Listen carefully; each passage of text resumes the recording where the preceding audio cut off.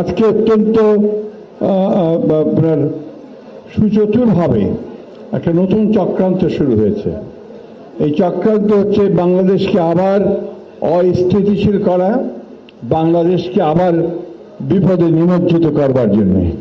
এবং বাংলাদেশের যে প্রতিষ্ঠানগুলো রয়েছে, যে প্রতিষ্ঠানগুলো এখনো বাংলাদেশের স্বাধীনতা সার্বভৌমত্বের ক্ষেত্রে, তার রক্ষার ক্ষেত্রে অত্যন্ত গুরুত্বপূর্ণ প্রয়োজনীয়, তাদেরকেও বিতর্কিত করে ফেলা হচ্ছে। বিশেষ করে সেনাবাহিনীকে বিতর্কিত করা হচ্ছে। এটার পেছনে কোনো মহৎ উদ্দেশ্য থাকতে পারে না।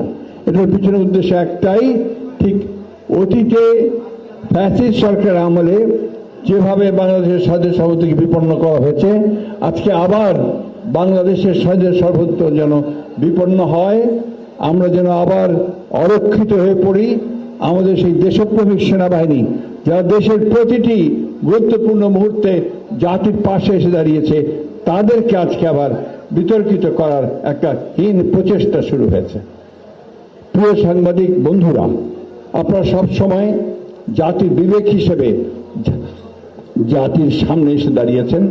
জাতির মুহূর্ত, বিপদের মুহূর্তগুলোকে আপনারা অতিক্রম করে জনগণকে সঠিক যে সংবাদ, সেই সংবাদ দিয়েছেন, তাদেরকে সমৃদ্ধ করবার চেষ্টা করেছেন। আজকে আমাদের প্রত্যাশা সেইখানে যে আপনারা আবারও সেই একইভাবে আপনাদের সেই ভূমিকা পালন করবেন। বিশেষ করে মিডিয়া সেলের কাছে আমাদের যে প্রত্যাশা, সেই প্রত্যাশা হচ্ছে যে সমস্ত রং ন্যারেটিভস বিএনপির বিরুদ্ধে এখনো প্রচারিত হচ্ছে, ডিসইনফরমেশন প্রচারিত হচ্ছে, তার বিরুদ্ধে আপনারা আপনাদের দায়িত্বগুলো পালন করবেন। গোটা জাতি রুখে দাঁড়াবে।